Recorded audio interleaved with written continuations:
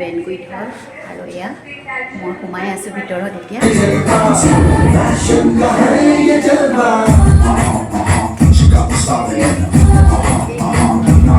ইমান ধুনীয়া ইভেণ্ট এটা যে আছামিজ কৈছোঁ দেই, বুজি পাবনে চবে? ঠিক আছে।